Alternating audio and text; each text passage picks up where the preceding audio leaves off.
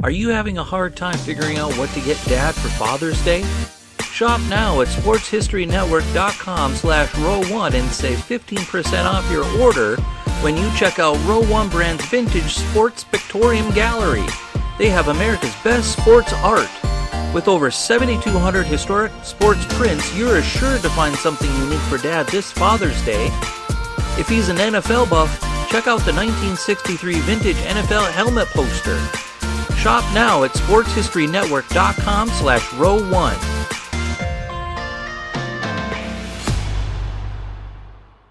Hello, old sports, and welcome to the Hello, Old Sports podcast on the Sports History Network. We'd like to thank you once again for joining us into our weekly journey back into the history of sports. Andrew, how are you today? I am doing well, Dan. I'm a little envious of you. As anyone who doesn't know, when we record, obviously, when the podcast goes up, it's just an audio medium, but we record over Zoom where we're looking at each other. And my brother's DC basement has been replaced with a very tropical backdrop down in Florida, which, as I'm getting ready for, half a foot of snow tomorrow, I'm starting to think you made the right decision to decamp to Florida for a month. Yeah, my wife and I, Allison, who was good enough to make her first appearance on the podcast last week for the Super Bowl trivia episode, who was the host, asked us the questions.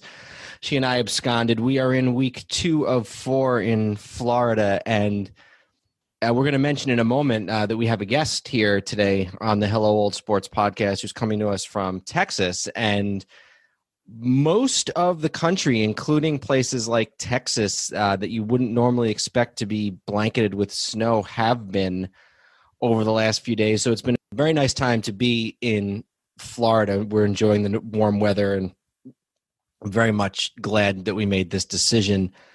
So as we mentioned last week, we've decided to devote a good chunk of the month of February to basketball. In the first few months of the podcast, we did a lot of baseball, a lot of football, some other things. We did a little bit of, did a couple boxing episodes, here and there.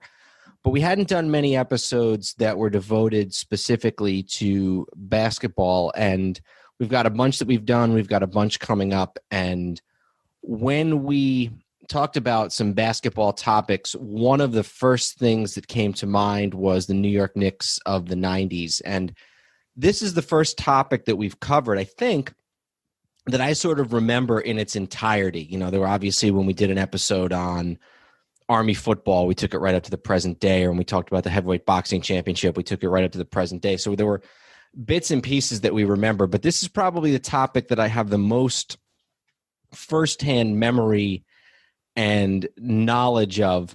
We are honored to be joined by a guest, an author by the name of Paul Knepper, and he wrote a book that I'm going to hold up, even though that won't mean anything because we're on audio, but he wrote a book entitled The Knicks of the 90s, Ewing, Oakley, Starks, and the Brawlers That Almost Won It All. I read it over the weekend in preparation for this episode, and I was impressed by some of the things that I hadn't realized, but I was also just as glad to remember some of the things that I did remember. Although when you're talking about the Knicks of the 90s, unfortunately, there's a lot more, or there's just as much, I should say, there's just as much bad as good to remember. So Paul Knepper, thank you so much for joining us here on the Hello Old Sports podcast.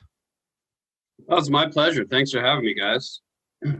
So why don't you, before we sort of dive into the heart of this, why don't you tell us a little bit, first of all, about yourself and about your background with the Knicks and what led you to want to write this book? Yeah, so I grew up I lived in Queens till I was 8 years old. I moved out to Long Island. And a little more about my background. I'm a lawyer and practiced law for a number of years, mostly in New York City, and then I moved down to Austin. I did some writing for Bleacher Report on the side. I did some work for another startup website that kind of didn't make it. so I had a little writing history and a huge love affair with this 90s Knicks team. So as I said, I grew up in New York. I used to go to, my dad would take me to a game or two a year, not a lot, but, a couple. And I had my cousin Joe would take me to games sometimes. And I watched the games on TV religiously. I just absolutely loved those teams. And it was a few years ago, as you guys know, the last 20 years have been pretty miserable for Knicks fans. So a few years ago, I was thinking about the 90s Knicks as I do more than I probably should, because the recent past has been so bleak. And I thought, somebody should really write a book on those teams. And kind of the next thought was, well, why not me? And I went from there. And then I started to think, I'm pretty sure there hasn't been a book on the 90s Knicks. Let me make sure about that. So I did some research and made sure there wasn't. And then really thought it through. Does this work as a book? Would this be better suited as a long article or, something like that? And I felt like those teams were so beloved by New Yorkers and Knicks fans everywhere. And I think they were important to the game of basketball. They were important to the 1990s basketball. Their style of play led to several rule changes in the game, and I think that makes them significant. I felt like there was a lot of drama with interpersonal, intra-team issues with players and coaches, but more so the rivalries with the Bulls and the Heat and the Pacers, I thought was very fascinating. And I think the last thing for me that convinced me this could be a book that would really work is the characters. I think really any book, the characters make a book. And I felt like the Knicks had a lot of great characters from that time, from Ewing and Riley and Oakley and Starks to Van Gundy and, people like Latrell Sprewell and his whole backstory, and Charlie Ward, the Heisman Trophy winner, and Larry Johnson, who had been grandmama and had a huge persona himself. And so I decided to go ahead with it. I think, first of all, I think it definitely is something that's worthy of a book length treatment. And there have been other things. There have been a lot of articles every once in a while, whether it's ESPN or one of these other sports websites. They'll do sort of a throwback to the 90s Knicks, sort of a long form article type of thing. But like you said, this is the first book. There's a couple books out there that were written contemporaneously on individual seasons and that type of thing. But right. This is the first book. And is this the first book that you've written? Yes, it is. So how do you, and we'll get to the, like I said, we'll get to the meat of it, but how do you get started with something like this? Somebody who's never written a book before, what's kind of your first step? Yeah, it's a little daunting, right? I mean, my first step was, I want to read everything that has ever been written,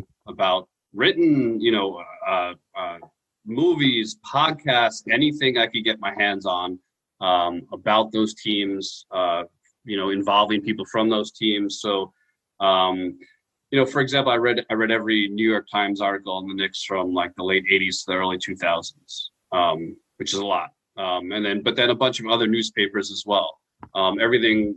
Every Sports Illustrated over that time period, every Sports Illustrated article over that time period. I searched for any podcast involving, Van Gundy's done a number, Patrick's done a couple, anybody tangentially related to that, any book that's been somewhat related to that.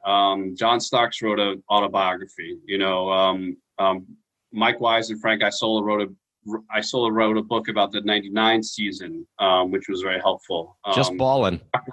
Doc Rivers wrote an autobiography. Yes, Just Ballin'. Doc Rivers wrote an autobiography while he was with the Knicks. Pat Riley wrote a book. So a lot of books. There were 30 for 30s, the Miller Time 30 for 30. I don't know. And then just other things that are, Reggie Miller wrote a book. Hakeem Olajuwon wrote a book, and I felt those were central figures, so I read their books. So just anything I could get my hands on, just compiling all the information that was available. And then once I had that, the next step was to try and find additional information in the form of interviews. I want to ask you about the interviews in a moment, but the other thing I wanted to note, and I don't know of how many people listening to the podcast this will be of interest to, but the book was published by McFarland, and as those who listen to the podcast will know, I am a frequent reader and an even more frequent purchaser of sports books. And in fact, one of the things that I do in addition to this podcast is I help out with another podcast called Baseball by the Book, which is done by a guy named Justin McGuire, where he interviews a different baseball author every week. And my role there is to read one of the books every couple months and write up some questions for him. And a lot of the books that are sort of about these specific sports topics tend to be published by McFarland. So if you don't mind, just to tell us for a minute or two about McFarland and their sort of unique role in the sports books world, and you're working with them. Sure. Yeah, they're I guess you call them an independent publisher, smaller publisher, whatever it may be, and they specialize in what you might call kind of niche topics. I know that in baseball, especially, they have a lot of books printed. And so people that are very into certain aspects of sports, be it baseball history or other kind of niches within sports, tend to flock to McFarland. And they were very interested in my book, and I liked that they had that history of working with sports books. So I thought it would be a nice fit for me, and we went from there. Yeah, I think that's absolutely right. So if you're a sports fan of sports history, and if you're listening to this podcast, you're probably either a close friend or family member of Andrew and I, or a fan of sports history. So check out McFarland and some of the books that they've put out. Now, the players, you talk to a lot of players. I'm looking right now about in the list of the ones that you talked to. Tell us a little bit about some of the players that you spoke to and how those guys were to talk to. Yeah, for me, the most interesting, exciting in a way were I think Oakley and Starks. As kind of the old fanboy in me was excited to talk to them. And they were great. Oakley was very, very Oakley. He was just kind of grumpy, but it's hard. I don't want that to come off wrong. Like, he complained a lot. Not about me. He was very helpful. He was very friendly. He was actually extremely friendly and accommodating. That's just his nature. He just complains a lot.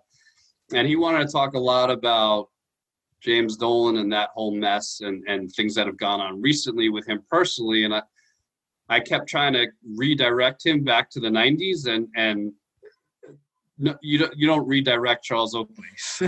Physically or verbally. Yeah. So that was interesting. The interesting thing is, though, a lot of times I found the lesser guys were often a lot more helpful than some of the big name guys, and I think for a few reasons. I think one, that they're not, like a guy like Carlton McKinney who had a cup of coffee with the Knicks. Like, people aren't calling him every week to get a quote or ask him about this story or that story. It's unusual, and so I think plus, he's not a big name, so he doesn't really have anything to hide. So I think he's some of those guys are a little more open and honest. Some of the memories are a little more crystal clear in their heads, I think, because, I asked Oak about something that happened. I'm getting down in the guts of it, and I'm like, okay, asking him about an incident that happened in 1995, and he has no idea what year that happened or this and that. He's in New York 10 years, and they blend together. You get a guy who spent 1 year with the team, or perhaps even less, a guy DeMarco Johnson, who I talked to, who was just there for a training camp. He knows what year it happened. He probably knows, like, on the third day of training camp it happened, because he was only there for 2 weeks. So a lot of times those lesser known guys are really helpful. And those guys probably, just by nature of it, come to it more objectively, because they're not going to be firsthand involved in most of those stories. Whereas, if you're asking a Charles Oakley about some, let's just hypothetically, some sort of squabble he might have had with Ewing or whoever, you're naturally going to get his side of the story. Whereas if it's a guy who wasn't involved, who was pretty much trying to do his best to blend in, he's going to say, well, this guy saw it this way and this is how, so I could see where that would definitely be helpful just from a sort of a cutting to the chase standpoint as well. Right, absolutely. And the other thing I found is it doesn't matter how big a name or how small a name they are.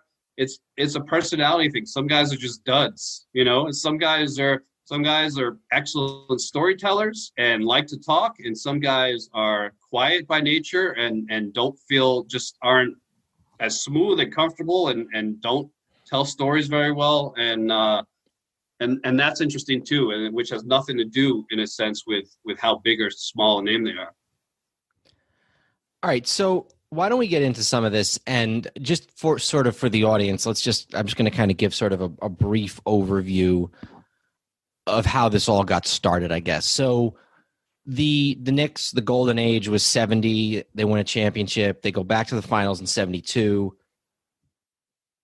They win another championship in 73, and then things kind of go downhill really quickly. I think Willis Reed got hurt the following year in the playoffs in 74, and then he was retired, and then other guys, Bradley retired, DeBusschere retired, and then for the 70s they limp along. They might have had one or two playoff years. I know when they had Michael Ray Richardson, they were decent for a year or two, and then Holzman comes back and coaches a little bit in the late 70s, and then they kind of go back into the dark ages in the early 80s, and then they have sort of this one shining year in 1984 with Bernard King, where they beat Detroit in 5 games in the first round of the playoffs, and then they take Boston to a 7th game in what would have been, I guess, the semifinals, Eastern Conference semifinals.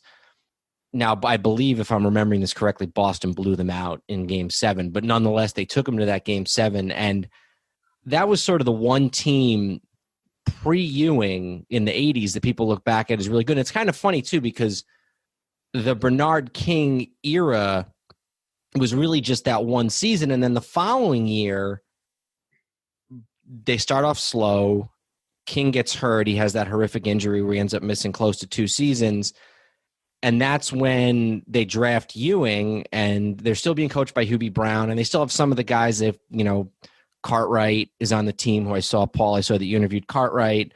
Trent Tucker was on that team, but then a lot of the guys who would be around even a couple years later weren't there yet. Now, and so they draft Ewing. Ewing and Bernard King never actually play a game together. King is hurt for the rest of that entire year, I believe. And then I think and I don't know if either of you know, I think it's in Ewing's second year that Bernard King comes back for 6 or 7 games at the end of the season. Yeah. Yes. He played, I think, 7 games in the end of the second year, the end of Patrick's second year. But Patrick was hurt those games. Yeah. So as you alluded to, they never actually got on the court together. A couple of years ago, I was watching on NBA TV right around the All-Star break, and they show all the old All-Star games. And I don't remember what year it was. It was when King was on the Bullets, and Ewing, I believe it was King threw a behind the back alley-oop to Patrick Ewing in this All-Star game. And I remember this is just a couple of years ago that I remember just watching that and thinking, this is what could have been. Because, and you talk about this in the book, and it's something that's been talked about all over the place, is that Ewing, at least in his prime, never had that second star.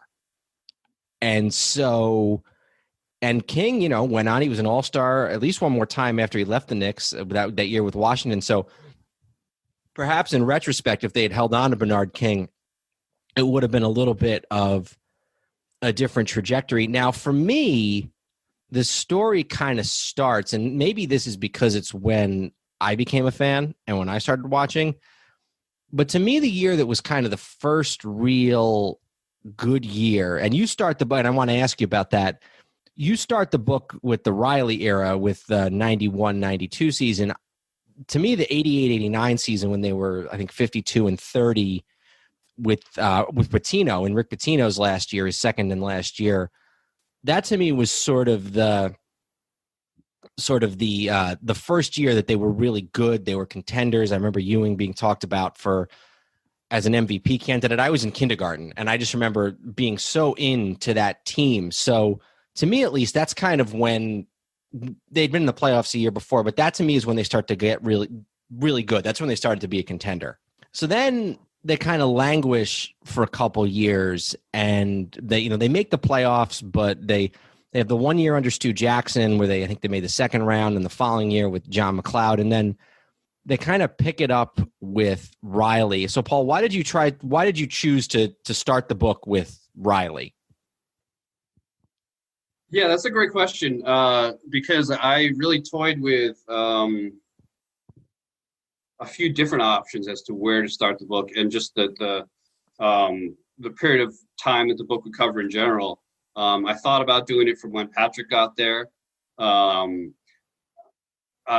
thought about doing just the Riley years. I thought about a few different variations, and ultimately I felt like it was really the 90s when, and you're right, that 88-89 team was really good. The bomb squad.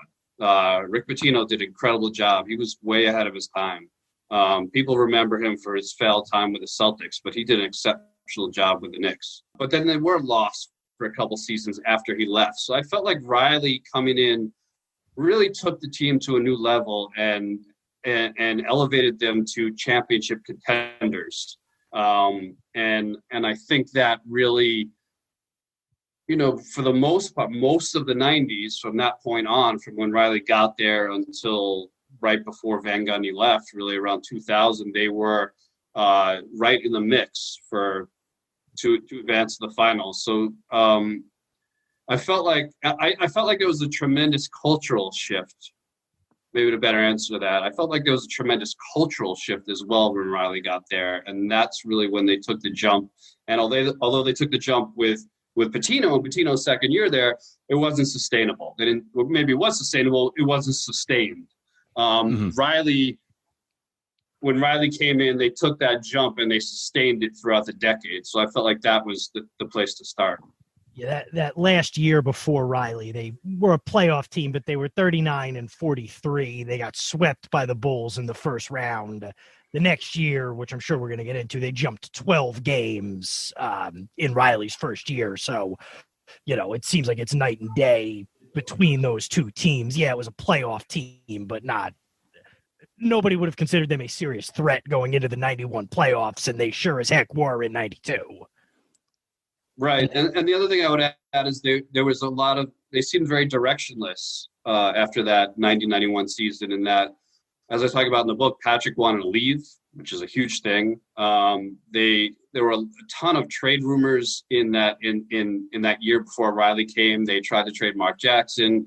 They did trade Rod Strickland for Maurice Cheeks. There was a lot of turnover and unhappiness and uncertainty, and Riley really brought in a sense of stability and direction to the franchise. There was a playoff game. I don't know if it was 91 or 90. Whatever year. I think it was, when did Cheeks came to the Knicks in 89-90. There was the last playoff game that year that they played, or maybe it was when they beat Boston in Game 5 in 1990, where Cheeks did not sit a minute. Mark Jackson, he played 48 minutes. Yeah. Yep. And he was an older player at that time too. And I have a sort of an interesting memory of that when they brought him in, and Andrew may remember this a little bit too. Our father was born and raised in the Philly area, and he had been a fan of the Sixers teams of the 80s, especially the team that won in 83. And so he used to always talk about Dr. J and Moses Malone and Mo Cheeks. And all of a sudden, this guy that your father would talk about from what seemed like another era was on the Knicks in the early 90s. And it's funny because there's all this talk about how Ewing never had another Hall of Famer with him, really, but he did have Maurice Cheeks for a year and a half in the early 90s. So, but okay, so we go to 91, 92, and he talked a little bit about how Riley was hesitant to take the job, and then Ewing didn't really want to stay. So Can you tell me a little bit about, and then Ewing was almost traded for Chris Mullin, I believe you wrote. So tell me a little bit about sort of the decision-making process in that summer of 91 for both Riley and Ewing. Yeah, so the Knicks, they fired their general manager and president in February, March of 91, and in comes Dave Checketts, and he becomes the team president, and he's faced with this situation where Patrick wants to become a free agent. Patrick wants to leave, period. He just had enough. Checketts told me, talking to Ewing, when he got the job, was like talking to an orphan who had lived in several different foster homes. He'd had, I think it was 5 coaches in his first 6 seasons, 3 different general managers, lots of trades. There was just no stability there. Patrick was approaching 30 already, and I think he felt like I can't win here. You know, this franchise is a mess, and he wanted out. He had this interesting clause in his contract where he could get out of his contract. He would become a free agent if he wasn't one of the 4 highest paid players in the league. And so he and his agent, David Falk, argued that he was not one of the 4 highest paid players in the league.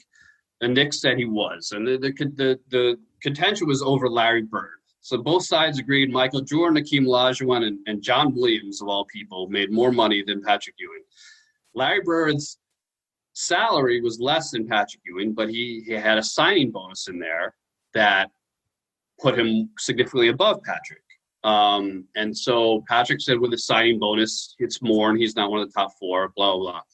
So while that's going on, David Falk is talking to the Golden State Warriors and telling them, hey, give Chris Mullin a new contract that is higher than Patrick's, which would trigger the out clause in Patrick's contract. Patrick becomes a free agent, and then I will steer him to Golden State, and you will have Patrick Ewing. The Knicks got hold of this, threatened to sue the Warriors. That fell through. Ultimately, Patrick tried to become a free agent. It went to arbitration. He lost the case. He still pushed the Knicks to trade him. He wanted out of there. And what happened was, in comes Riley. You know, Checketts told me, he said, I wanted to get the best coach available. And Riley was that guy. And so he's trying to woo Riley and making him a tremendous offer. But Riley didn't want to take on a rebuilding project. Riley only wanted the Knicks job if Ewing stayed. And so Checketts is kind of doing this back and forth where he's trying to get a commitment from Patrick to stay, to get Riley to come. And he's trying to get a commitment from Riley to come because he thinks that will help convince Patrick to stay. So there's this little dance going on. Ultimately, I think Riley believed in his ability to get Patrick to stay, to convince Patrick to stay. And the Knicks, he agreed to come on board. And, Ewing lost the arbitration case, and the Knicks refused to trade him. And ultimately, he came around as well, I think, with some help from Riley. It's fascinating because it also demonstrates the difference in the league back then. The players didn't have the power that they have now. If that had took place in 2020 instead of 1991, Patrick Ewing would have been gone. He would have forced his way out of New York, but players didn't really have that power then. This will be a theme that I think gets weaved throughout the entire conversation and throughout the entire decade, but I think maybe it starts with this, maybe it even starts earlier than this, but this sort of uneasy relationship between Ewing, the organization, and the fans. You always got the feeling that Ewing didn't feel entirely appreciated, and the fans always felt like maybe Ewing secretly deep down didn't want to be there. So even in the good times, there was this sort of uneasy truce between Ewing and the fans, and you constantly see it sort of flare up. It flares up in 95 when Don Nelson's there. It flares up later in the 90s when he's hurt, and then when they finally do trade him. So never really... When he's hurt, and there's the whole thing about, are they better when he's not on the floor? that, Right. spawned its own thing in this day, and that still lasts today when people talk about the Ewing theory. So I'm sure that, kind of adds into it on the back end. Absolutely. So 91, 92, this is my favorite team of the whole decade. And it's my favorite team really for three reasons. First of all, this is probably the team that has the best chance at beating the Bulls. And I say that because they took them to a seventh game. Now, Van Gundy says that 93 team was the best team he ever coached. That was the team that lost to the Bulls in 6. That, the Charles Smith year and everything. That was the year the Knicks were the 1 seed, and we'll talk about that in a little bit. And then obviously there's, everybody thinks, well, what if they'd gotten to play the Bulls in 97 if the fight hadn't happened with Miami? But to me, 92 is their best chance to beat the Bulls because that's the only team that takes the Bulls to 7 games. And the only Knick team to take the Bulls is 7 games. And I believe during the 6 Jordan championship years, only 2 teams ever took the Bulls to 7 games. And that was the Knicks in 92. And then in the last year, the Pacers. That's right. Yeah. Never in the finals, but yes, those two times, yeah. So that's reason one why it's my favorite team. Number 2 is that it's kind of a nice combination of the new guys. This is Starks. I believe, I don't know, maybe Starks or Mason played a few games in 91. I think Starks at least did, I believe. Just looking at the roster here. Starks played a little bit in 91, as did Mason, but it's the first real year of prominence for both Starks and Mason.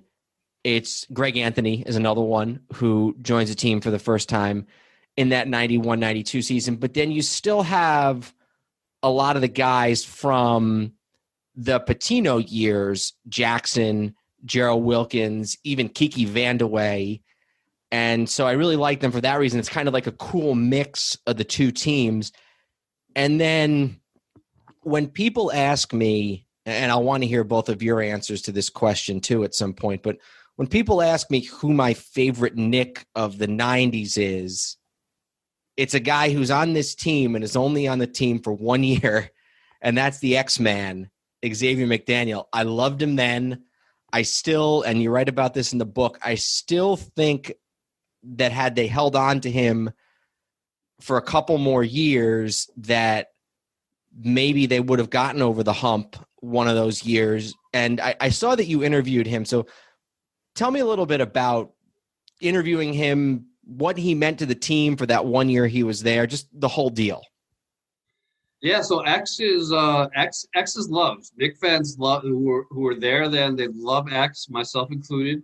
And it's wild because he was only there 1 year, and he's the book very much ends up being a lot of what ifs, right? Because when you come that close, the Knicks went to the finals twice. One game, of course, 1 year, of course, they went to Game 7, and in Game 6, we're within a shot of winning a championship. You can't get any closer.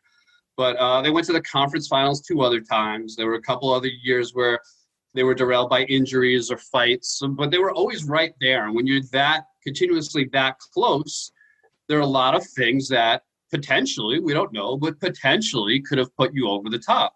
So there are a lot of what if moments and incidents and people. And one of them that always comes up is X. To fill people in, McDaniel got there for the 91-92 season. X had been an all-star a couple times in his younger days in Seattle, but had a serious knee injury and wasn't quite the same player anymore. He was still a very good player, but not quite at the all-star level. And X had a very mundane regular season.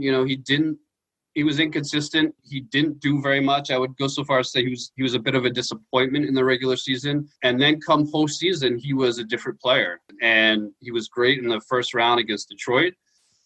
And then against Chicago, I mean, he was he was fantastic. He was the Knicks' second best player in that series after Patrick. He got inside Pippen's head big time. I mean, he was roughing Pippen up a lot. The Knicks' strategy back then was obviously the Bulls were the more athletic team, and the Knicks were built on their size and toughness. And going into the Chicago series was like, all right, we're going to beat this team with defense and physicality. And Pippen was very much a target at that time. There were questions about his mental toughness, and X-Man really went right at him and banged him and bumped him and shoved him and elbowed him throughout the series, and he got in his head. And in addition to that, X played great. I mean, he was scoring, he was rebounding. He had a great series. The way he said it to me, he said, Pippen was the NBA is a game of matchups, and Pippen was a great matchup for me. He said, because I had the athleticism to keep up with him. And he said, Scotty didn't like to bang. And X said, I could bang with him. And usually he was playing perimeter players who he didn't have to worry about being back down low. And X-Man did that to him. And X was very honest with me. He said, look, James Worthy kicked my ass. He had my number. Mark Aguirre, he would take me all day long. But for whatever reason, Scottie Pippen was a really good matchup for me. And of course, the Knicks lost in 7 games. And that summer, X was a free agent. And the Knicks really put him on the back burner because of the Larry Bird exception, which allows you to go over the salary cap to re-sign your own players. So the thinking was the Knicks wanted to go out and add a couple of other pieces, and then they could come back and sign X once those guys were in the fold, because they could go over the cap to do it. If they signed X first, they wouldn't have any cap space left, and you can't go over the cap to sign guys from other teams. So they put him on the back burner. They tried to trade for Harvey Grant, who was Horace's twin brother. They looked at a lot of options for backup centers. They looked at moves to add shooting, and they also looked to trade for Charles Smith. And this whole time, meanwhile, we're now getting into September. It's like mid-September. Training camps are opening in 2 or 3 weeks, and the Knicks haven't so much as made X an offer. Nothing. And X finally, at that point, he said, he's like, I had to, training camp was something coming soon. I had to get paid.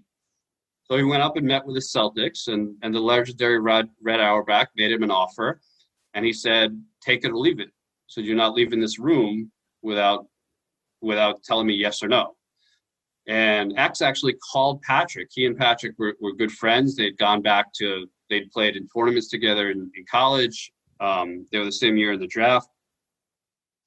And X said to him, hey, man, like, I want to come back to New York, but they haven't made me an offer, and I have this offer from the Celtics. What do you think I should do? And X told me, Patrick said to him, if they haven't made you an offer yet, they're not going to make you an offer, and you need to take care of your family. And that's what X did. The Knicks say they were stunned. Pat Riley was stunned, specifically. Checkett said he felt they had an understanding that they would take care of X later on. I talked to David Falk, who was X-Man's agent, and he said there was no understanding. And he said, to the contrary, I'd been trying to negotiate an extension for X-Man for close to a year. And, Checkett gave every indication that he would not go over $2 million a year for a contract. And I had no reason to believe he was bluffing. I believed him. And so when this offer was on the table and he didn't have one from the Knicks, we took it. And it was a shame because the Knicks were upset and sad that he left. The other issue was Checkett told me there was concern about X-Man's knees, that the team doctor said, don't sign this guy. His knees aren't going to hold up for another few years. Sure enough, X was out of the league a few years later. And not that old of an age, maybe like 32, he was out of the league because of his knees. So there was something to that.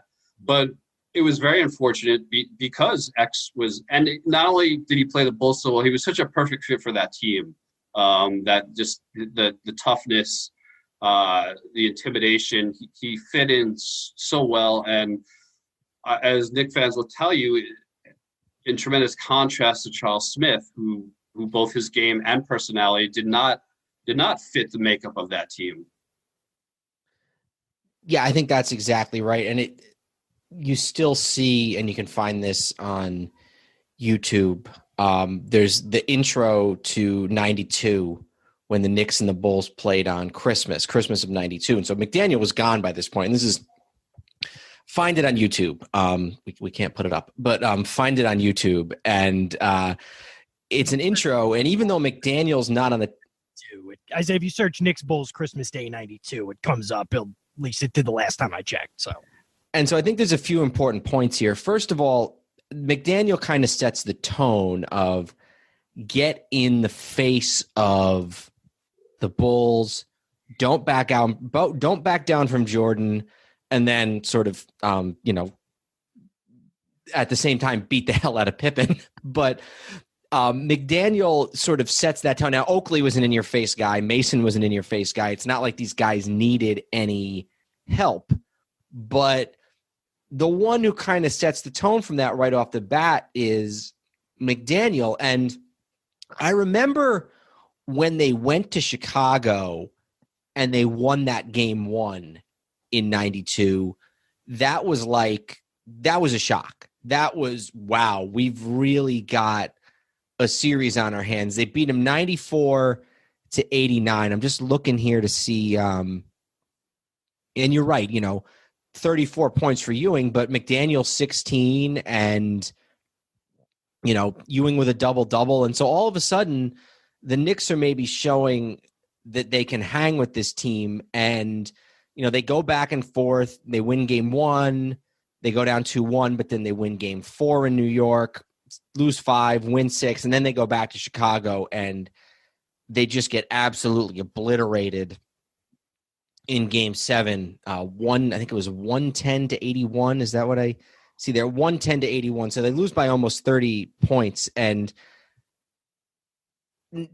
before we get to 93, I want to kind of divert a little bit because you're reminding me of a couple different things that I think it might be important to state before we go much further. And Andrew plays a little bit of a role in this. That last game was on the weekend. It was on May 17th, which I hope Andrew doesn't mind telling me. Hope Andrew doesn't mind me telling the audience is the day before Andrew's birthday on May 18th. And I believe that game was a Sunday afternoon game, that May 17th. And I remember we had Andrew's birthday party with our uncles and aunts and cousins and everybody. And at a certain point, going down in the basement to watch the game, and then pretty soon realizing that there wasn't going to be much worth watching on this game. And so, deciding that, at the age of, I was 10 and Andrew would have been 6, deciding, hey, we can go out and play here. But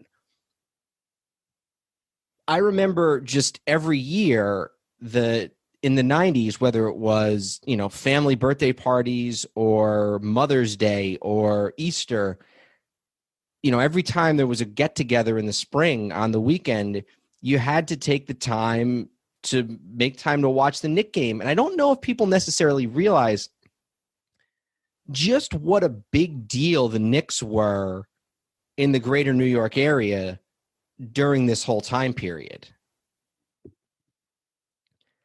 And I think you talked, Paul, you interviewed Susan Waldman, which I thought was interesting. I think you talked to her right at the beginning of the book. And Susan Waldman, those of us, if you're in the New York area, you know her as sort of the Yankee broadcaster, she and John Sterling of the last 25 to 30 years. But I remember she would cover the Yankees for WFAN, but then when the season would end, she would go on the road with the Knicks and she would be their beat reporter. And that's not something that the WFAN at least hasn't done that they haven't had a Knicks beat reporter, I don't think, since Susan Waldman sometime in the mid 90s. And so the Knicks were a really, really big deal in New York throughout the 90s. I mean, the Yankees hadn't gotten good yet. The Mets were a disaster. The Jets were a disaster. The Giants were in kind of a lull. You had the Rangers, but they were, hockey in New York was always going to be the number 4 sport. So it really is it's hard to explain to somebody who may not realize, especially if you look at the way things now when they're almost irrelevant, it's hard to explain to people just how big a deal the Knicks were in the landscape of New York sports throughout the 1990s. Yeah, I think that was, I was born in 86. So the first real year I remember is maybe the very end of 93 and then the 94 season. But yeah, and I think it ties into, with all due respect, which is none to the Nets. They were a non-fact. The Knicks were the only team that was all of New York. The Giants and Jets are always going to split, even if more people are Giants fans. The Yankees and Mets are always going to split, even if more people happen to be Yankee fans. The Knicks were basically, if you were an NBA basketball fan, really any time prior to the last 10 years or 20 years in the New York area, you were a Knicks fan. So everybody rooted for the Knicks, and they were sort of, the New York team at that point. And it was every year.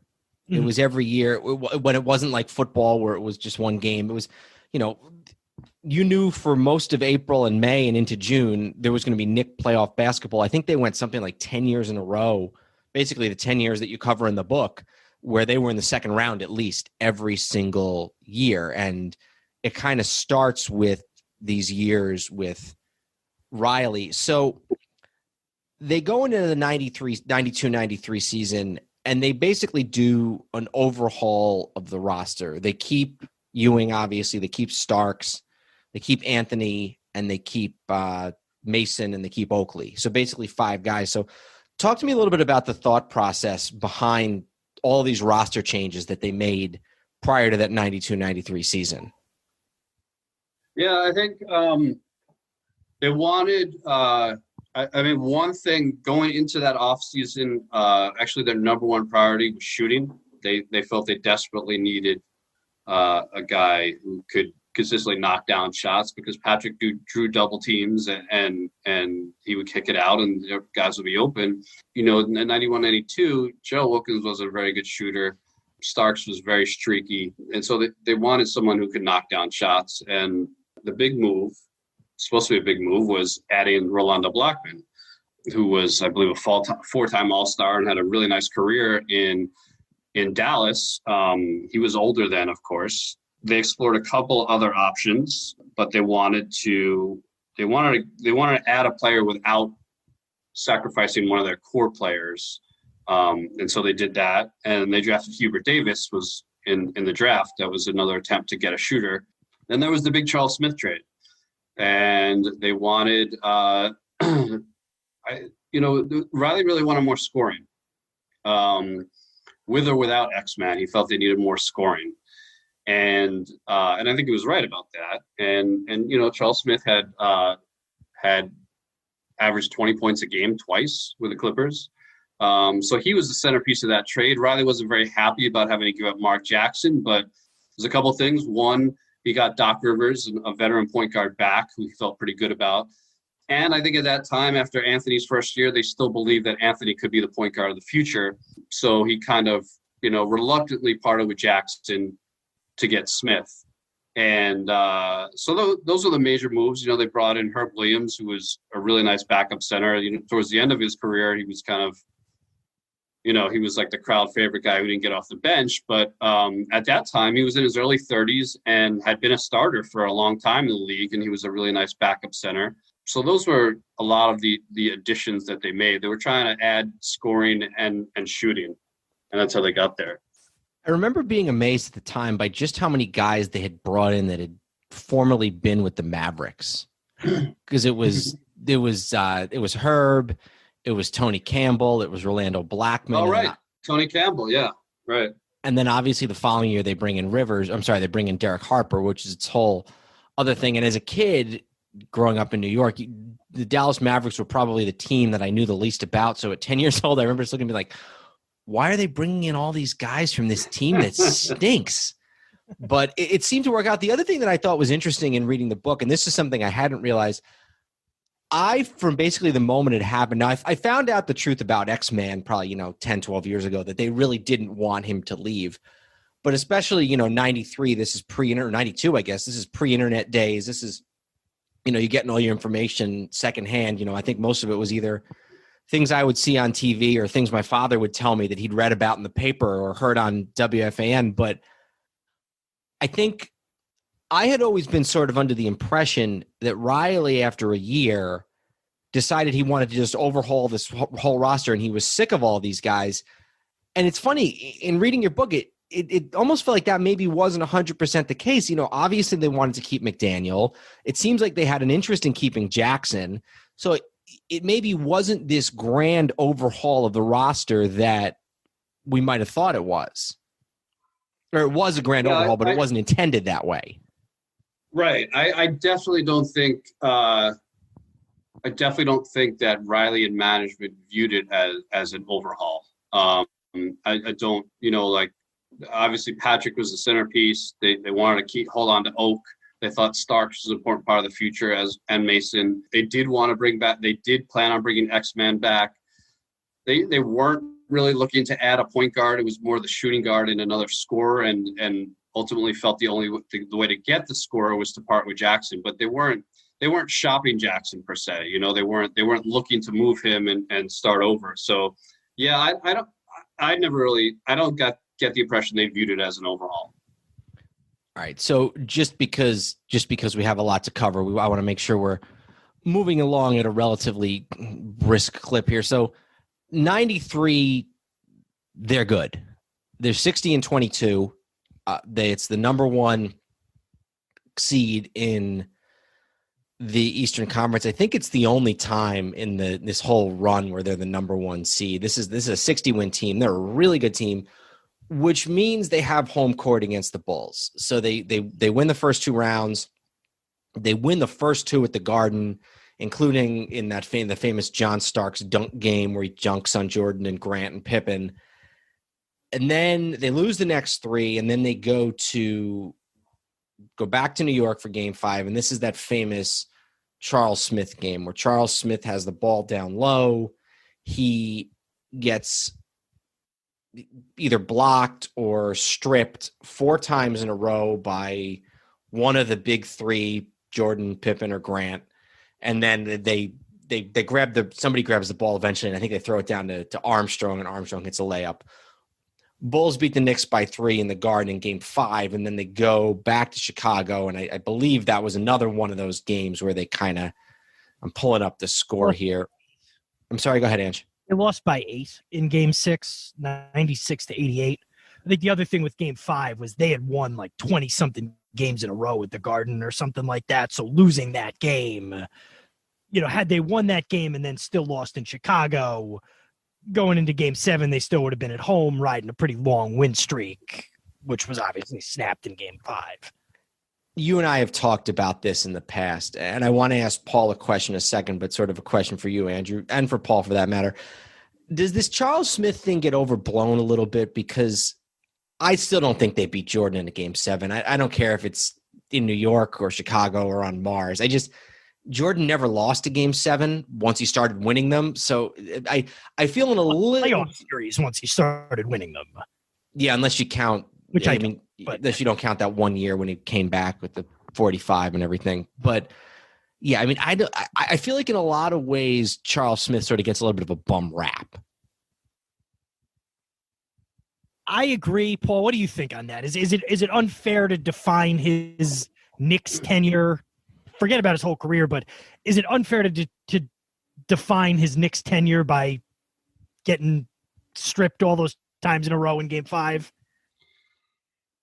Yes, I think. Yeah, it's a lot of things. First of all, I think Dan makes a good point about are they really going to beat Jordan in Game 7, even in New York? I don't know. Maybe, but that's still a tough battle, and obviously we'll never know.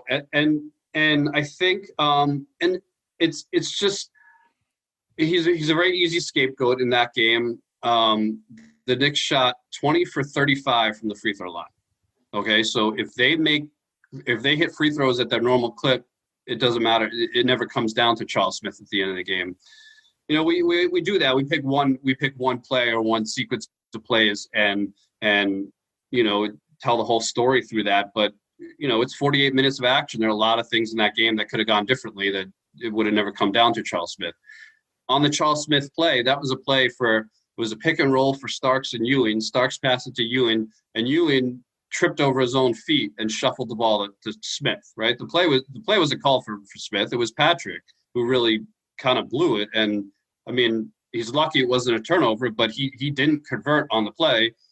Charles Smith did. You're talking Michael Jordan, Scottie Pippen, and Horace Grant are three of the greatest defensive players of that generation right there, swatting him, blocking him. This isn't these aren't some scrubs out there. I always felt that, and in doing the research for the book, more so that play just became very symbolic for Knicks fans. It became symbolic of, they didn't like Smith because he was a bit of a disappointment. He came in, he was supposed to be a big scorer. He didn't score that much, or as much as people expected. And he was kind of soft, and he didn't fit.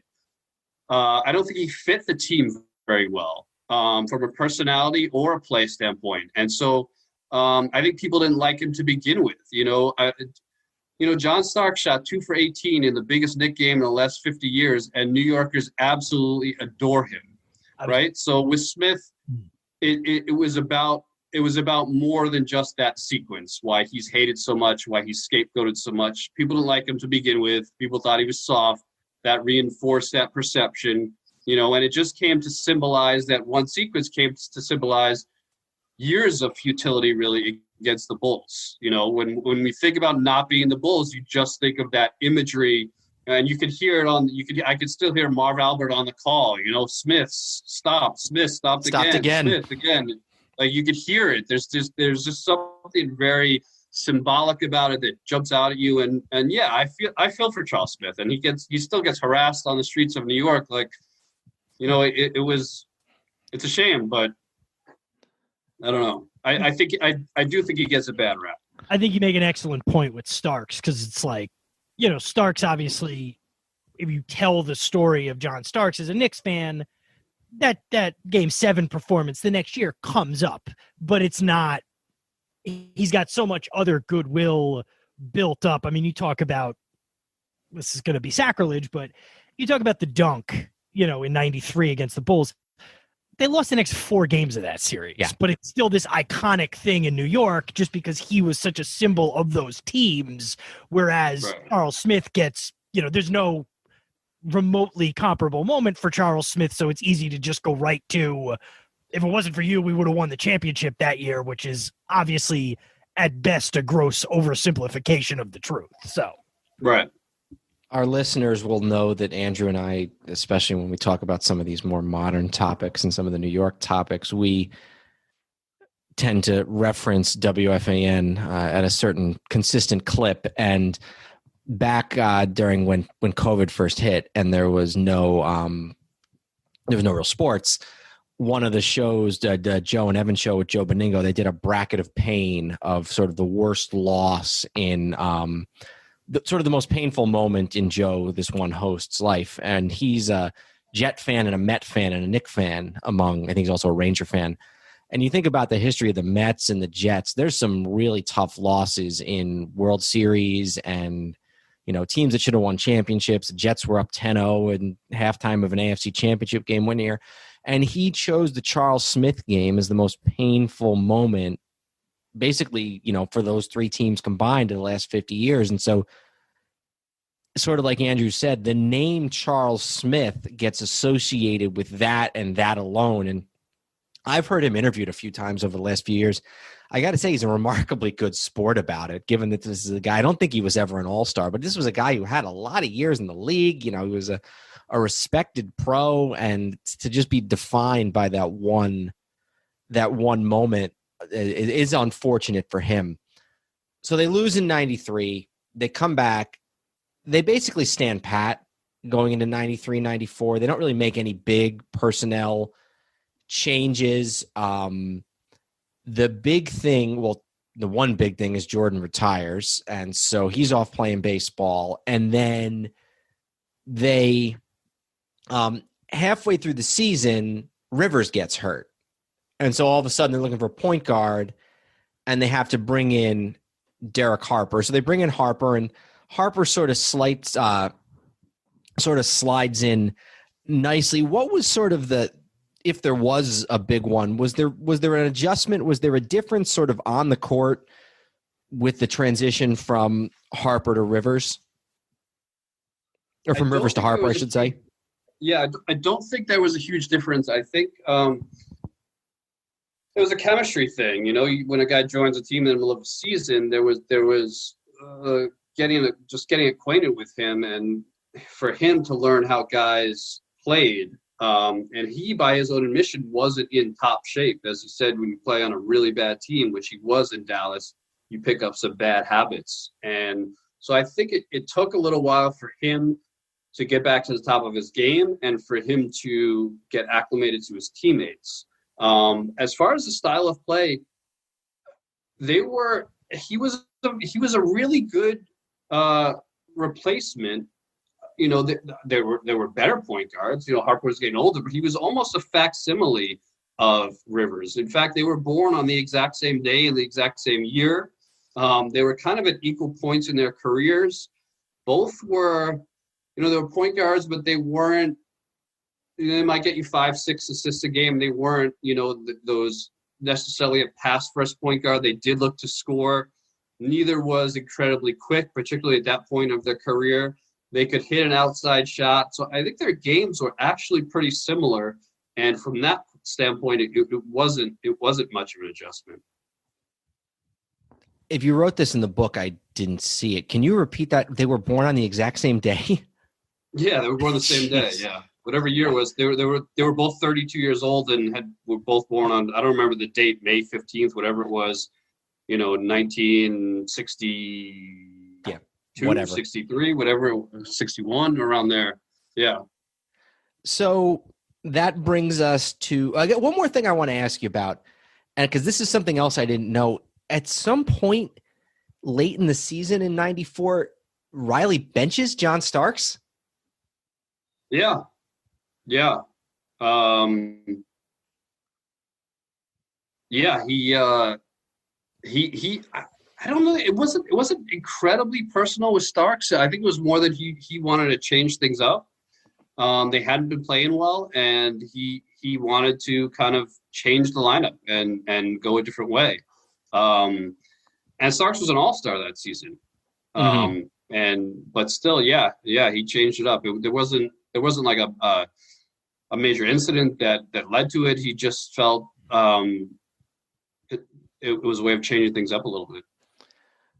So that brings us to the famous spring of '94. And I would say that somebody could, you know, I feel like you could write a book just basically based on this whole sort of spring in '94 in New York. And I know there's been various 30 for 30s done about pieces of it. And there's been, I think MSG Network did something a few years ago called, was it Summer of '94 or June '94 or something like that? They did one, I think, spring of '94. Spring of '94. There's the 30 for 30, June 17th of 1994, which is the ESPN thing. So you got the Knicks, you got the Rangers, you got all these interesting storylines. And this is something that I maybe necessarily hadn't realized. The Knicks in the first round play the Nets. They beat them 3-1. The Rangers play the Islanders in the first round. The Rangers then 2 series later they play the Devils in the conference finals, beat them in 7. That was the Stephen Matteau game. God. So all 5 New York teams play each other in the playoffs. So you got the Knicks and the Rangers, but then you got how many of these games are against the other teams? Both the Knicks and the Rangers go to Game 7 in their conference championship games. They both go to Game 7 in their finals. And this is the crazy thing. The Knicks only play one less game than possible. So they beat the Nets in 4. But then it takes them 7 to beat the Bulls. It takes them 7 to beat Indiana. And then they lose in 7, obviously, to Houston. So it was just so many games. And then, of course, you have that whole thing with the Bulls. You got the Game 3 where the Knicks are up 2-0 and it's game 3 and it's close at the end, and Phil Jackson calls up the play and he wants Kukoc to take the final shot. Scottie Pippen sits it out. And so it's just, there's so many crazy stories. And then this is kind of really, now they played the Pacers in 93 in the playoffs too, right? Yeah. For some reason, I kind of remember initial Starks Miller run in was in 93. Okay. Yes, I believe. the headbutt. Like headbutted him, yeah. Yeah. And then there was the whole thing with Spike Lee where it was like they had a bet where tell me if I'm getting this wrong, but if the Knicks won the series, then Miller would have to go visit Mike Tyson in prison. Right. And if the Pacers won the series, then Spike Lee would have had to have put, was it Reggie's wife in his next movie? Yeah. Yeah. That was the bet. Crazy. So they beat the Bulls. They beat the Pacers. And my sort of dominating memory of at least the pre-finals time period was when they finally went to the finals and Ewing standing up on the scores table with his arms in the air and high-fiving fans and chest bumping his teammates. Probably the happiest Ewing ever was as a Knick was at the Garden after winning that Game 7 against the Pacers to take the team to the finals. So they go against Houston.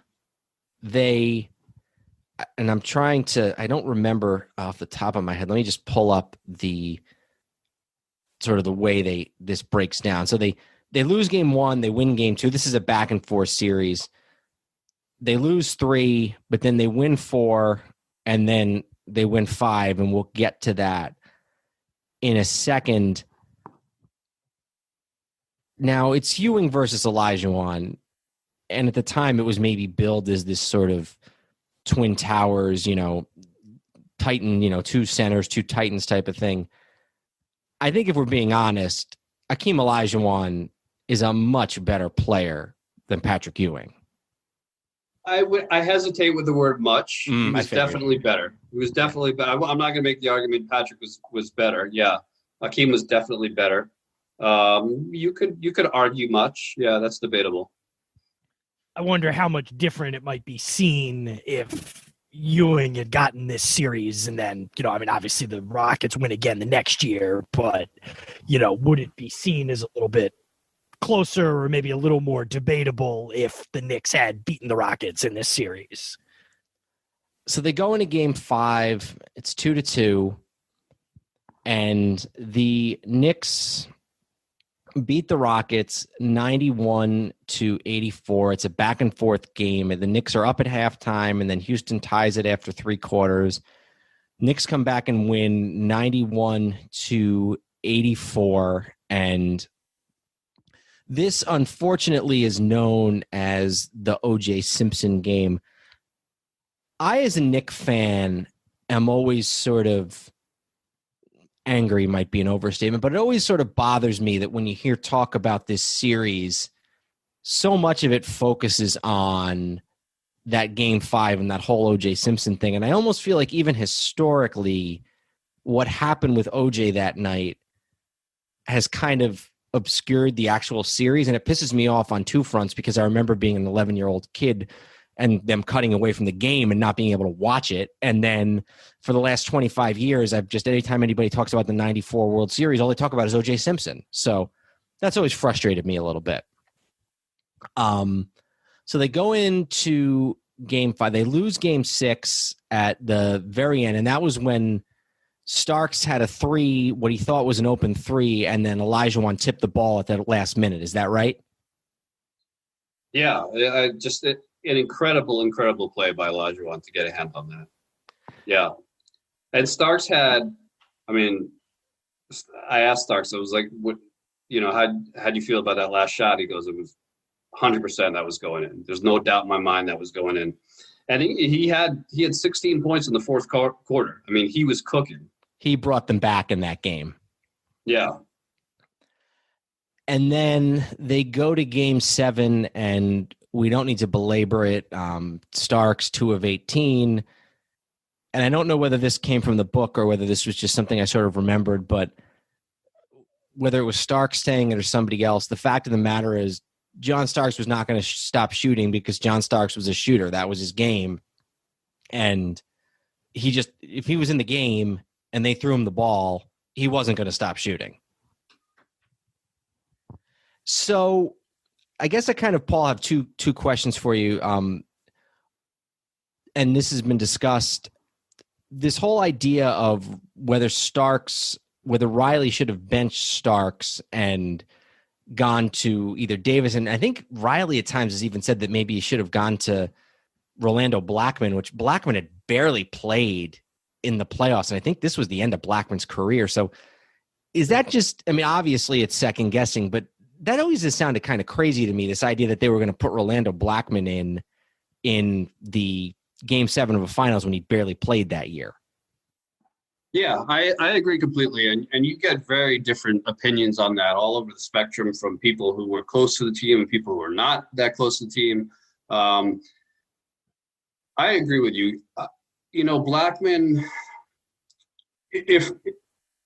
I think of it this way, if Riley did something wrong, it's that he didn't work Blackman into the rotation or keep Blackman in the rotation so that Blackman was prepared to step in and give Starks a few minutes at that time. I think, Blackman was old. He had a back problem his last couple of years with New York. He was kind of a shell of his former self, but he was a real professional. He'd hit a lot of big shots in his career. That being said, yeah, he didn't play at all the whole finals. You can't bring a guy in the fourth quarter of game 7 after he hasn't played at all the whole series. You just can't do that. I don't care who he is. And so for that reason, I don't think Blackman should have been on the floor. You could make an argument that Blackman should have been playing throughout the series and hence been available at that time. But I don't view him as a realistic option at that point. I looked it up. He didn't play at all in the finals, like you mentioned. He only played one. He only appeared once in the Eastern Conference Finals for 4 minutes, and then a couple of times in the Chicago series, but never for more than 6 minutes at the most, and more often than not, it was less than that. So, yeah, I mean, he hadn't played at that point in pushing a month. His last game in the Indiana series was May 28th, and when was game 7? June 20-something. So, yeah, and I guess I've been guilty of it as well, of like, oh, it's Riley's fault and he should have done something, but putting a guy in who hadn't done anything, if he goes in there and looks totally lost, then they crucify Riley for taking the ball out of one of his best players' hands. So he was a lot of that is hindsight. So, as is normal here on Hello Old Sports, we are having a very robust but also a very long conversation. I don't want to give short shrift to the later years, because in some years, the way the later years to me are almost more interesting than what we're talking about now. So suffice it to say, 94, 95, it's almost a carbon copy of the previous year. Basically the same team. They draft Charlie Ward. They draft Monty Williams. I think they trade Herb Williams at some point, but Herb Williams is like a cat that you keep feeding. You get rid of him, and the next day he's back on the team. I read a story in Just Ballin' when they traded Herb as part of the Oakley for Camby deal. And Herb got a call on his phone, I don't know, whatever time in the morning it was, 7:00, and he answers the phone, and he answers the phone. He's got his wife in bed next to him, and his wife said, "Herb, what happened?" He goes, "Oh, the Knicks traded me again. Just go back to sleep." And so he was like, and then 2 days later, he's back on the team. And then later, when he was the coach, all of a sudden he just would be the coach again for 20 games. But that's a different story. So 94, 95, I think Riley's getting fed up. He suspends Mason again late in the season. He had done it the year before. He suspends Mason this time for longer, if I'm remembering correctly. He's getting fed up. There's a great book about the 80s Lakers by Jeff Pearlman called Showtime, and he talks about how the last couple years that Riley was with the Lakers, he was just totally burned out, and he punched a window at one point and all this crazy stuff. Riley tends to burn himself out in places, especially when he's just lost and he feels like his team is on the decline. So Riley's getting fed up. There's a power struggle, and he's sort of secretly talking to Miami. So, Paul, why don't you just talk a little bit about sort of the circumstances that led to Riley leaving town? Yeah, I think you're exactly right. He made a power grab. Dave Checketts was elevated from Knicks president to Madison Square Garden president. Riley very much wanted to replace Checketts as Knicks president, and of course he wanted an ownership share. The Knicks made it clear that ownership share wasn't a possibility. It was just the Knicks are owned by Cablevision and ITT, two separate companies with big boards. And I spoke to Rand Arskog, who is the CEO of ITT, about it. He talked to Riley about ownership share. Arskog told me I could have given it to him, but I would have lost my job. The board would have ousted me. It was just too much. Riley works better in the kind of one-on-one what he had with Jerry Buss in LA, and then with Mickey Arison in Miami. He likes to have that one-on-one relationship with the owner, and New York was a much more corporate situation. So that wasn't happening. He and Checketts went back and forth to try and work out some kind of deal. Checketts swore to me he was willing to make Riley team president. There's some evidence to the contrary. And so ultimately Riley did lose a power grab there. He felt disrespected. I think you make an excellent point that it had kind of run its course a little bit. Starks told me we love Riley, but we weren't really sad to see him go. That he had worked them so hard for 4 years. And I think Riley also looked like I got as far as I could with his team. I think that was a big factor. And so, when he couldn't work out a deal or the deal that he wanted with the Knicks and with Checketts, and the more those guys talked, the more confrontational the negotiations became, the more he said, screw this place, I want to get out of here. And in Miami, some place that was going to give him everything he wanted and more. They made him president of the team, and they gave him ownership share. And that was something he was just never going to get in New York. And so he left. It's hard to fault his decision, right? And it's hard to cast any sort of judgment on it when you look back at everything that's happened in his career with Miami. I mean, it certainly overshadows anything he did in New York. And when you factor in being an executive and LeBron and everything else, it's arguable that what he's done in Miami is more impressive than anything he did with the Lakers even. Do we think that he would still be with the Knicks 25 years later? No, of course not. Absolutely not, because of James Dolan. I mean, I just don't think – I can't imagine with Dolan's ego that I can't imagine that would have worked. So, no, I don't think so. So they bring in Don Nelson. Nelson is a very interesting guy. And you write about this in the book about how one of his claims to fame was in the late 80s when he was coaching Golden State, and he tried to get the 7'7" Manute Bol to shoot as many 3-pointers as he possibly could. So weird guy with Nelson. Nelson has this idea that he's going to run the offense through Anthony Mason, which does not go over well with Patrick Ewing. I just want to take a brief aside here because you write and Mason obviously recently passed away. Not recently, passed away about 5 years ago. You write in the book about Anthony Mason and the basketball camp that he runs and how they had to stop the game between Mason and the counselors and the campers, I should say, because he was getting too physical. I went to that basketball camp, summer of '97. I think. Wow. I think they had already started to phase that out, and I have two stories. One of which came about from reading your book. There was one day where it rained, and so the camp was all outside, and we had to go find a local high school or whatever to play in. And I remember riding back with the coach, the guy who was running the camp, in like his van. Me and some of the other campers. I didn't realize till I read your book that was Jay Fiedler's father, which I thought was a really interesting thing. And once I read it, I was like, oh, the guy's name was Fiedler. That's right. It was, Coach Fiedler is going to give you guys a ride.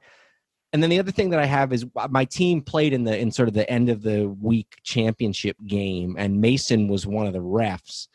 And my claim to fame is that the guy on the other team was going to inbound it, and as soon as he got the ball, I started yelling, call 5 seconds, call 5 seconds. And Mason called 5 seconds after I think about 2.5 seconds. And the guy Fiedler, who was running the camp, came over to him and was like, Mace, that was a quick 5-second call. Yeah. So that's my Anthony Mason story.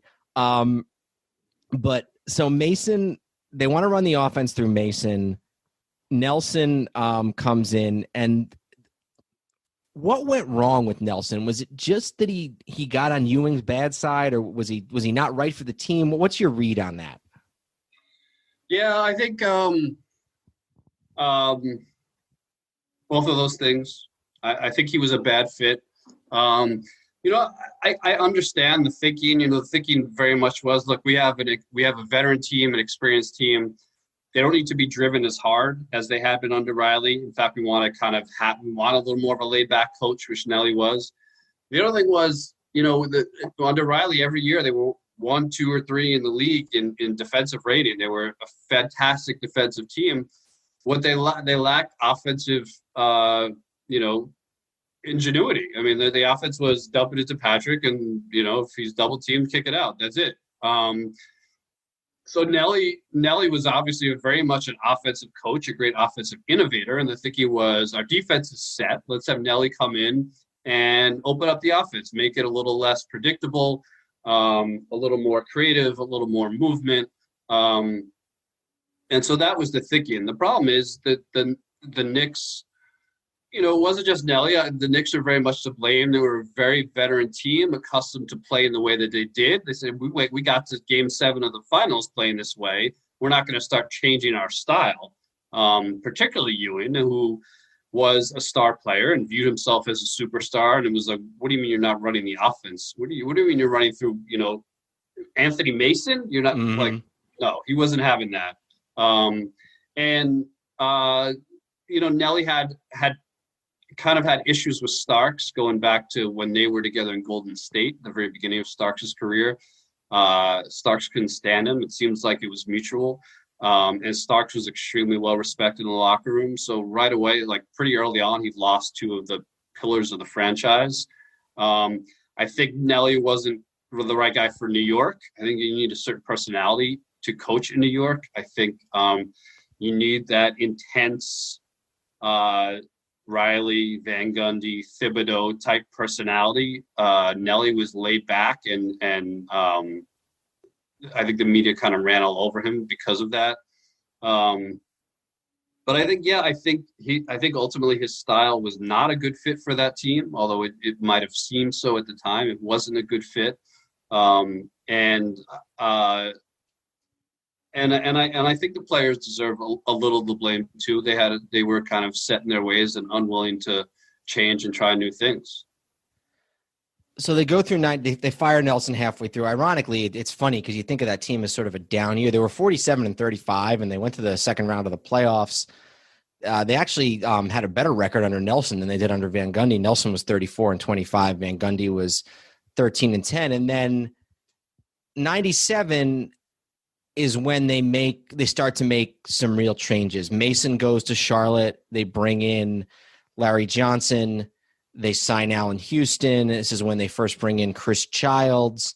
They draft John Wallace out of Syracuse. And this 97 team is another one that is sort of the source of a lot of regret because they'd played Chicago well. I think they'd been 2-2 against Chicago that year. Maybe they'd played them well. They'd beaten them late in the season. They're up 3-1 against Miami, and P.J. Brown flips Charlie Ward late in the game. The Heat are up big. And so the Knicks, all these guys were on the bench. Ewing was on the bench, Starks, Oakley. And so this is that famous rule where if you come off the bench during a fight, then you're suspended for a game. And so the PJ Brown, I think, gets suspended for 2 games, but then so many guys get suspended for the Knicks, and they have to they have to suit up 5 guys. They have to suit up 9 guys against the Heat. And so they end up having to do these suspensions alphabetically, and the Knicks go into this game 6 against the Heat that year. And you write in the book, I think it was Mike Breen said it was the loudest he had ever heard Madison Square Garden. This is another one of those. I remember this game and just how crazy the atmosphere was. And the Knicks almost won this game. They came really close. They led into the 4th quarter, and then Miami just pulled away. And then game 7 was another one of these, it only ended up being an 11-point game, but if I remember correctly, it was sort of, the Knicks were down big early in that game 7 against Miami. So that's another sort of one of those what if years. What if they had been, what if they hadn't had this fight and they'd beaten Miami, would they have had a chance against Chicago? I still say they probably wouldn't, just because, as we talked about, nobody ever beat Jordan. But that's another one of those crazy what if years. What if they hadn't had this fight against Miami late in that game 5? All right, so we need to start getting ready to wrap this up. So let's just talk a little bit about the end. So they go into 97, 98, and I remember, I don't know, Paul, if you're familiar with this, you said, and I remember this from when it happened, from when I was a kid, you said that you read a bunch of Sports Illustrated articles and everything. I don't know if you came across this. In 97, 98, Sports Illustrated picked the Knicks to win the NBA championship.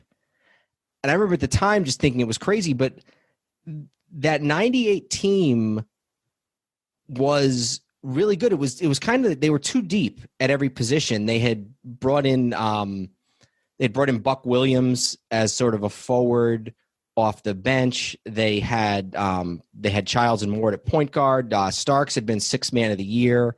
He'd moved over for Houston. I think they had Chris Mills that year also. So this may have been the deepest team that the Knicks ever had. But then obviously Ewing has this horrific injury. Do you want to tell us a little bit about that?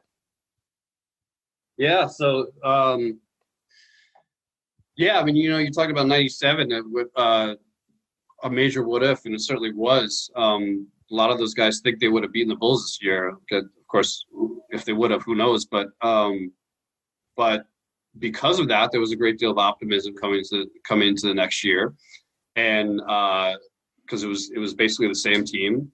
But the 97 team was really kind of, unfortunately, the end of Patrick's prime. Yeah. And then in 98, during, the 97, 98 season, about midway through the season, he was fouled hard by Andrew Lang of the Bucks and came down on his wrist. And it was a serious wrist injury. They thought it was possibly career-ending wrist injury, that bad. It was atypical for basketball, more of like a football injury. And so the Knicks, the Knicks squeaked into the playoffs anyway. Barely over 500, and once again they met the Heat, and there was another fight, which was significant to the series, of course, the Larry Johnson-Alonzo Mourning fight.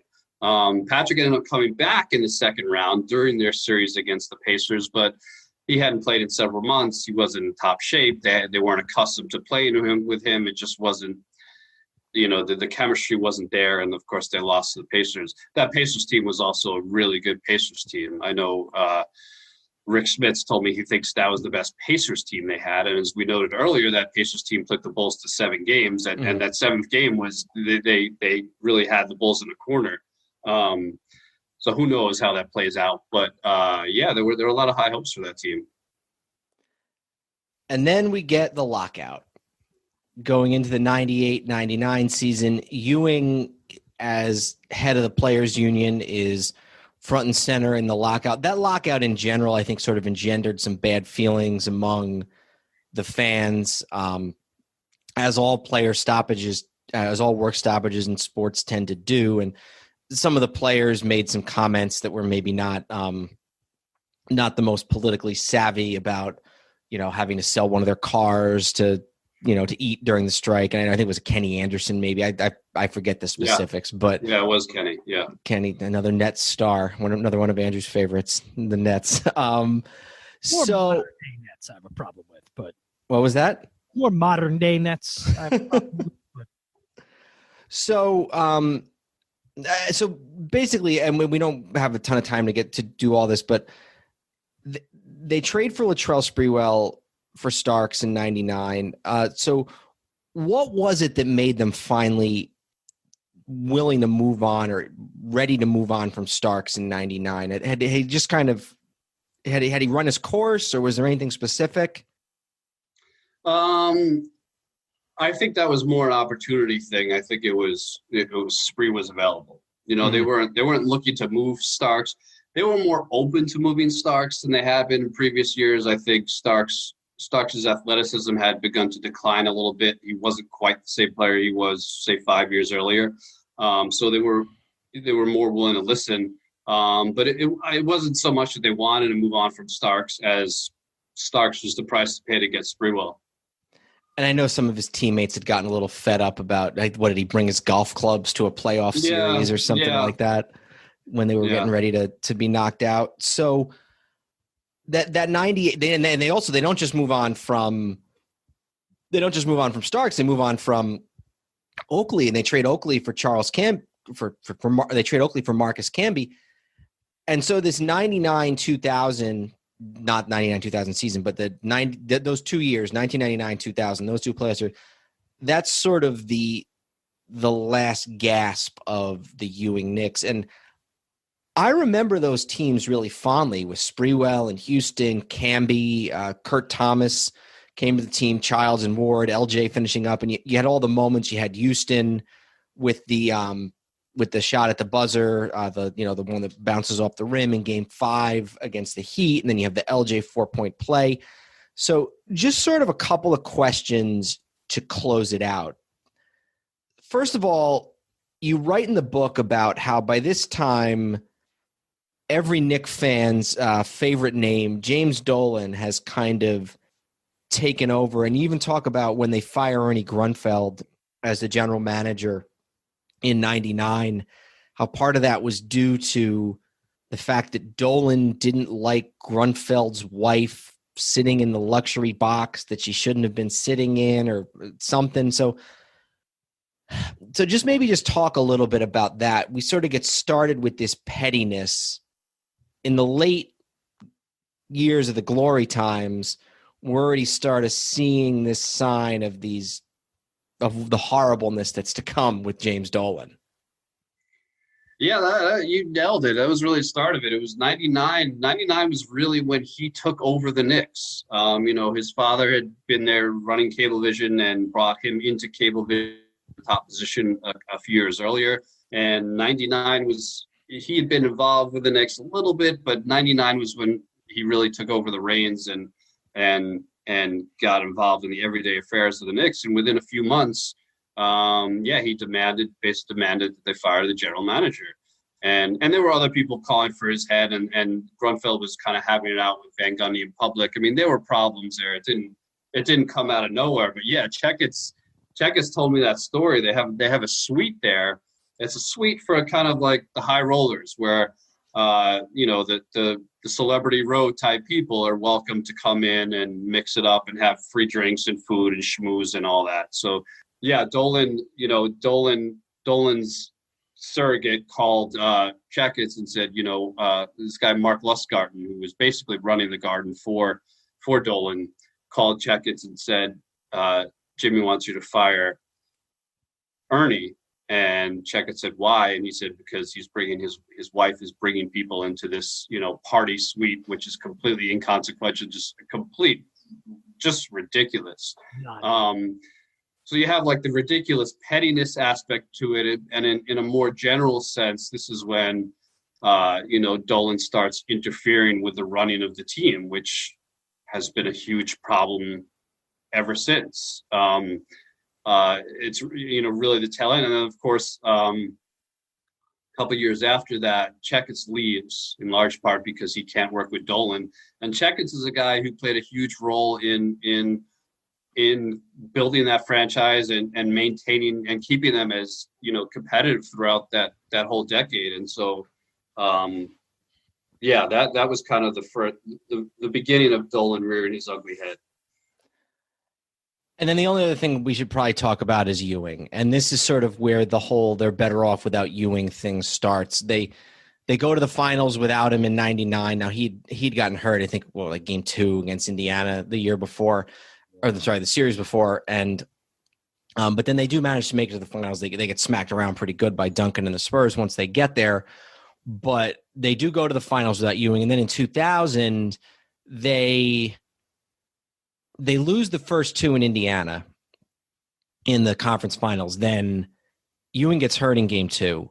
And then in game 3 and 4, Ewing doesn't play and they win both games. And then Ewing comes back. They lose 5 and they lose 6. So Ewing obviously was in bad shape physically at that point, but you also write about how he kind of had gotten a little bit isolated in the locker room by that point. I think maybe it was Sprewell who said that Ewing it didn't feel like Ewing was part of the team at that point. He'd kind of separated himself from his teammates by that point. Is that right? Yeah, I think Patrick was always a little reclusive by nature, and Patrick's the kind of guy that has to really trust you before he gets close to you and opens up to you. And he had a lot of guys on the team that he was close with. Starks was his best friend on the team, and then they traded Starks before that 99 season. So I don't know how much. I don't know that he made an effort to separate himself so much as it took a while for Patrick to get comfortable with you. And a lot of those new guys, Camby and Sprewell and Kurt Thomas, and they hadn't been around it very long, and he hadn't developed a comfort level with them. The other thing is, I think he was sulking a little bit. I think Patrick, it had really in that 99 season, Patrick wasn't there, and they went to the finals without him. And it really kind of became Sprewell and Houston's team, and maybe even to an extent Camby's team as well. And so I think, he looked around and realized this isn't my team anymore. We're not going to be in the post as much as we were. And I think he was and then, of course, you hear there's all the chatter about the Knicks being better off without him. And I think he was sulking a little bit.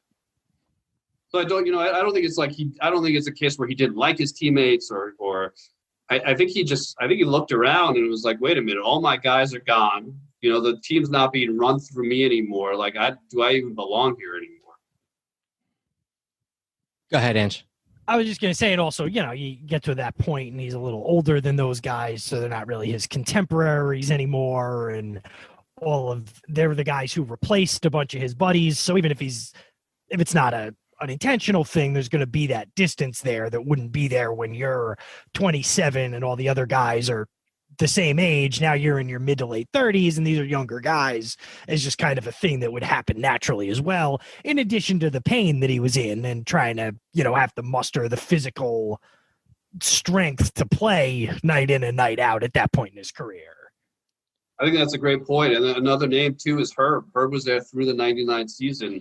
And Herb was 40 at that point. So very much to the age and generational thing, He was still very close. He became very close with Herb. Herb was gone, and you're right. Now he's whatever he was at that point, 37 years old, and it's a bunch of 20-somethings. Yeah.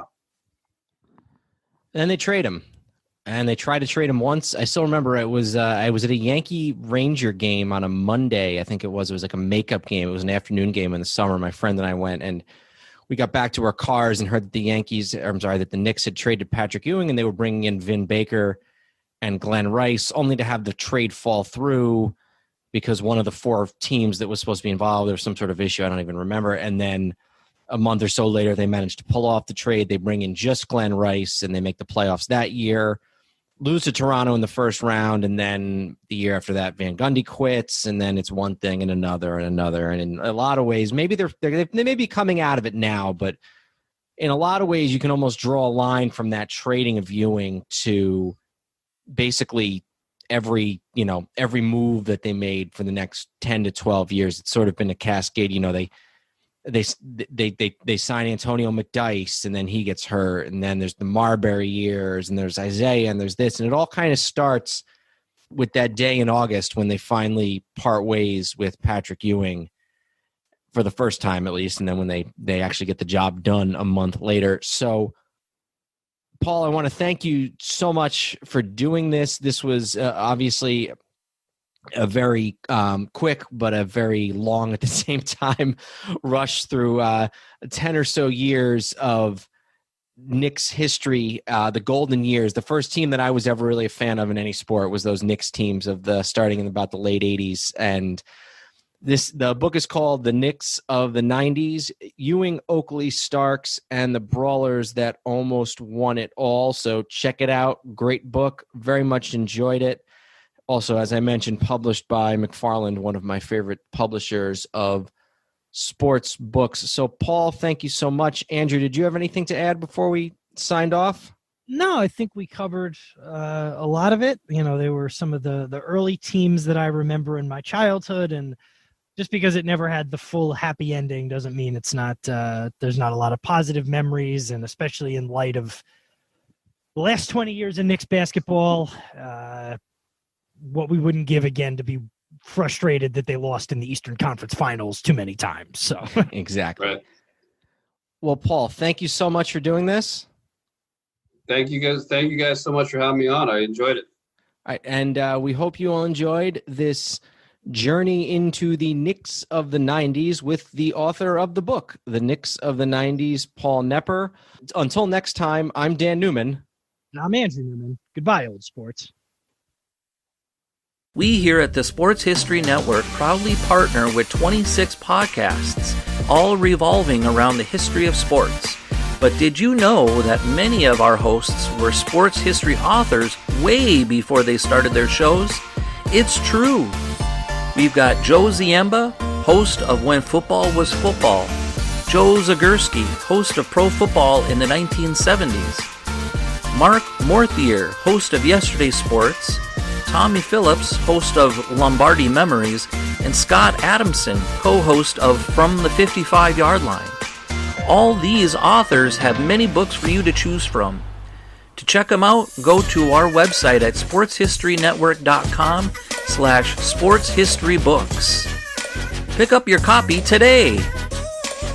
Soundtrack provided by Kevin MacLeod of filmmusic.io.